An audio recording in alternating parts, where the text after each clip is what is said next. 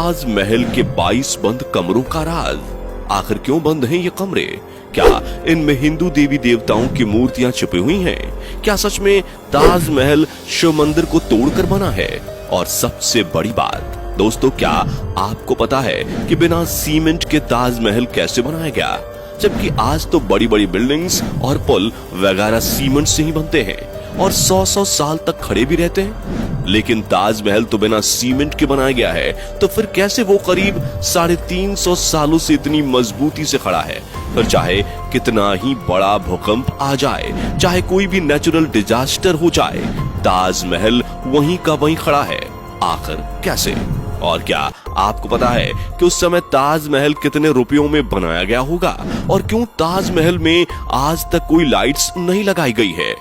दोस्तों, आज का वीडियो पूरा देखना जरूर, क्योंकि इस वीडियो में आप ताजमहल के 22 ऐसे रहस्यों के बारे में जानोगे जो शायद ही पहले आपने कभी सुना होगा। बस वीडियो को स्टार्ट करने से पहले वीडियो को एक लाइक करके चैनल को सब्सक्राइब कर लीजिए। चलिए शुरू करते हैं। नंबर 22। ताजमहल के रहस्य में सबसे पहला रहस्य तो ताजमहल की नींव से ही जुड़ा हुआ है। जब क्योंकि ताजमहल यमुना नदी के पास है, तो ऐसी नमी वाली रेतीली मिट्टी में किसी भी इमारत की नींव खड़ी करना यकीनन एक मुश्किल भरा काम हो सकता था। लेकिन दाद देनी पड़ेगी उस वक्त के मुगल सल्तनत के इंजीनियर्स की, जिन्होंने इतनी नमी वाली जमीन में ऐसी पक्की नींव बनाकर तैयार की जिसके बलबूते आज भी इतनी बड़ी इमारत सही सलामत टिकी हुई है। दरअसल ताजमहल की नींव बनाते समय ताज के चारों ओर बहुत से कुएं खोदे गए। इन कुओं में ईंट पत्थर डालकर इन पर आबनूस और महोगनी की लकड़ियों से ताजमहल की फाउंडेशन बनाई गई।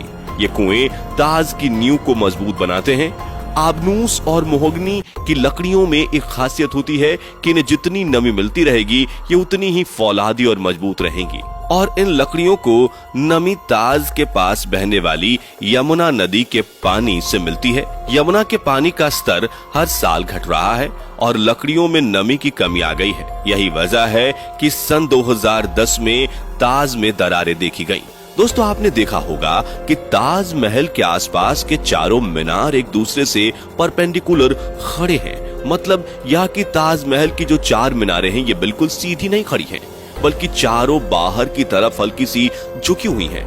और इन्हें ऐसा ही बनाया गया था ताकि भूकंप जैसी आपदा आने पर अगर ये गिरे भी तो बाहर की तरफ गिरे। दरअसल ऐसा इसलिए किया गया है कि अगर कभी जोर का भूकंप आता भी है तो वह चारों मीनार ताजमहल से दूर जाकर गिर जाएं और इस तरह भूकंप के झटके ताजमहल तक पहुंचने से पहले ही इन मीनारों में ऑब्जॉर्ब हो जाएं और ताजमहल को कोई नुकसान ना पहुंचे। नंबर 20। हजारों टूरिस्ट जो ताजमहल देखने आते हैं, वो ये नहीं जानते कि वो जो सामने देख रहे हैं वो ताज का पिछला हिस्सा है। दरअसल जो शाही दरवाजा है वो नदी के किनारे दूसरी तरफ है। आज ज्यादातर टूरिस्ट ताज को वैसा नहीं देख पाते जैसा कि शाहजहां चाहते थे। मुगल काल में ताज तक पहुंचने के लिए नदी ही एक मुख्य रास्ता थी और ये एक तरह का हाईवे था। बादशाह और उनके मेहमान नाव में बैठकर यहाँ आते थे। नदी के किनारे एक चबूतरा हुआ करता था। नदी बढ़ती गई और वो बहुत पहले ही नष्ट हो गया। बादशाह और उनके मेहमान उसी चबूतरे से ताज आया करते थे। नंबर 19। दोस्तों, ये कहा जाता रहा है कि शाहजहां ने ताजमहल बनाने वाले वर्कर्स के हाथ कटवा दिए थे, लेकिन ये बात एक अफवाह जैसी लगती है, क्योंकि इस बात का कोई प्रमाण मौजूद नहीं है। बहुत से इतिहासकारों का मानना है कि शाहजहां ने वर्कर्स और कारीगरों को जिंदगी भर की पगार देकर उनसे इकरारनामा लिखवाया था कि वो ऐसी कोई दूसरी इमारत नहीं बनाएंगे, क्योंकि 20,000 वर्कर्स जिन्होंने ताजमहल बनाया था, क्या एक ही दिन में उन सबके हाथ काटना मुमकिन लगता है? क्या सबको एक एक करके बुलाया गया कि आओ यह दिन इतने मजदूर के हाथ काटेंगे और उस दिन इतने मजदूर के हाथ काटेंगे? अगर ऐसा होता तो जैसे ही हाथ कटने शुरू होते तो बहुत से मजदूर भाग खड़े होते और हिस्टोरिकली देखा जाए तो इस चीज का जीरो एविडेंस है। नंबर 18। कुतुब मीनार भारत की सबसे ऊंची मीनार है, लेकिन शायद आपको जानकर हैरानी होगी कि ताजमहल की ऊंचाई कुतुब मीनार से भी ज्यादा है। ताजमहल 73 मीटर ऊंचा है, जबकि कुतुब मीनार की ऊंचाई 72.5 मीटर है। नंबर 17। ताजमहल के साथ में उसके 22 कमरों का रहस्य भी जुड़ा हुआ है, जिसके बारे में लोगों का कहना है कि उन 22 कमरों में हिंदू देवी देवताओं की मूर्तियां बंद हैं।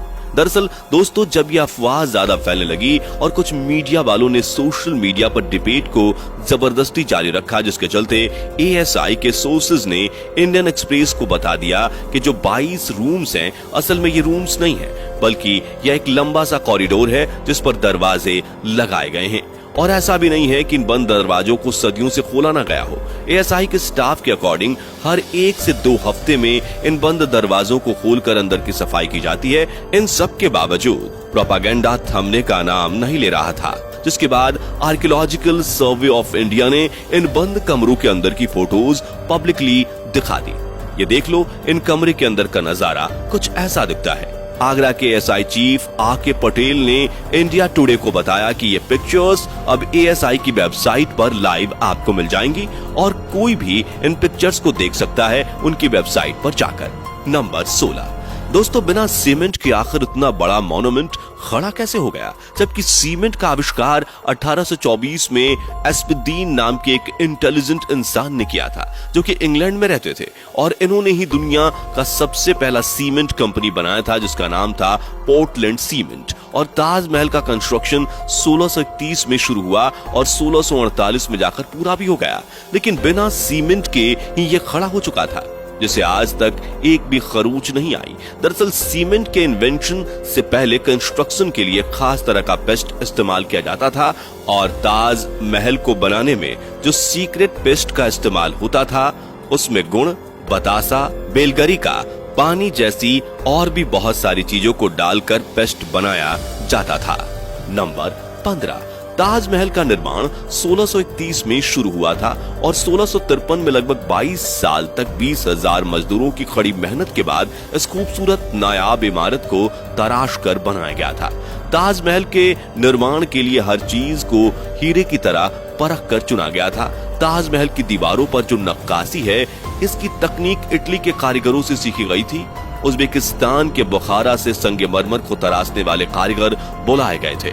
ईरान से संगमरमर पर कैलीग्राफी करने वाले कारीगर आए थे और पत्थरों को तराशने के लिए बलूचिस्तान से कारीगरों को बुलाया गया था। नंबर 14। 1857 की क्रांति के दौरान अंग्रेजों ने ताजमहल को काफी नुकसान पहुंचाया। उन्होंने लैपिस लाजुली जैसी कई बेशकीमती रत्नों को ताजमहल की दीवारों से खोदकर निकाल लिया था। नंबर 13। दोस्तों, ताजमहल के मुख्य गुंबद का जो कलश है, किसी जमाने में वो सोने का हुआ करता था, लेकिन 19वीं सदी की शुरुआत में सोने के कलश को बदलकर कांसे का कलश लगा दिया गया। नंबर 12। दावे के साथ नहीं कहा जा सकता कि ताजमहल को किसने डिजाइन किया था, लेकिन यह कहा जाता है कि 37 लोगों की एक टीम ने मिलकर ताजमहल का नक्शा तैयार किया था, और ये 37 वास्तुकार दुनिया के दूर दूर के कोने से बुलाए गए थे। नंबर 11। 1653 में जब ताज बनकर तैयार हुआ था, उस समय इसके निर्माण की कीमत करोड़ों में बताई गई थी।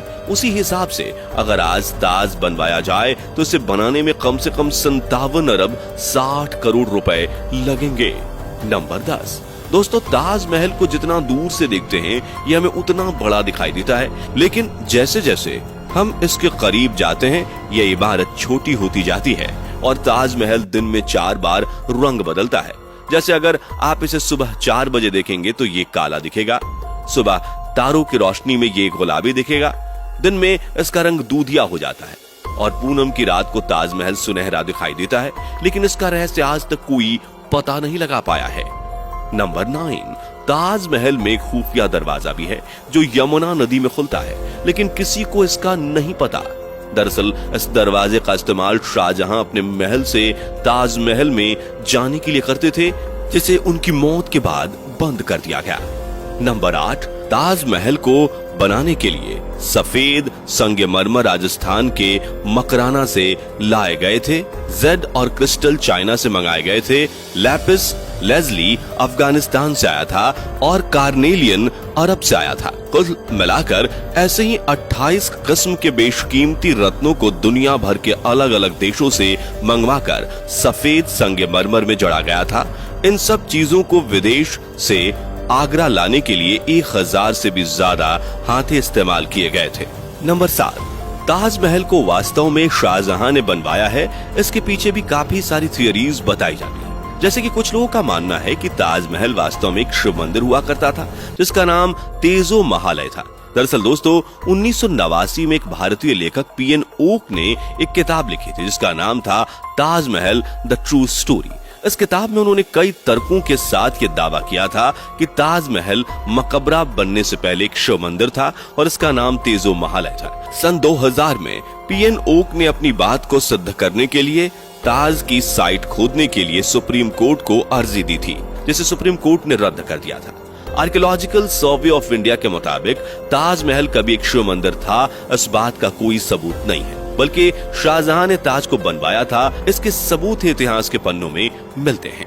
नंबर 6, कई देशों में ताजमहल की नकल पर बनी इमारतें मौजूद हैं, जैसे चीन, बांग्लादेश, कोलंबिया, और ऐसी ही एक और इमारत भारत में भी मौजूद है जिसका नाम बीबी का मकबरा है। ये इमारत महाराष्ट्र के औरंगाबाद में है और इसे मुगल बादशाह आजम शाह ने अपनी मां दिलरस बानो बेगम की याद में 17वीं सदी के आखिर में बनवाया था। इसे ताजमहल की तर्ज पर बनवाया गया था। इस मकबरे का गुंबद ताजमहल की गुंबद से छोटा है और इसका सिर्फ गुंबद ही संगमरमर का है, बाकी निर्माण प्लास्टर से किया गया है। नंबर 5, एक कहानी फेमस है कि शाहजहां यमुना नदी के दूसरे तरफ काले संगमरमर से ऐसा ही एक और काला ताजमहल बनवाना चाहते थे। कहा जाता है कि शाहजहां मुमताज की तरह अपने लिए भी एक मकबरा बनाना चाहते थे, लेकिन इससे पहले कि वो काला ताजमहल बनवा पाए औरंगजेब ने उनको कैद खाने में डलवा दिया। लेकिन इतिहासकार कहते हैं कि ये बाद में बनाई गई मनगढ़ंत कहानियां हैं। जिस जगह शाहजहां के काले ताजमहल बनाने की बात की जाती है वहां कई बार खुदाई की जा चुकी है, लेकिन ऐसा कोई सबूत नहीं मिला जिससे ये पता चले कि शाहजहां काला ताजमहल बनवाना चाहते थे।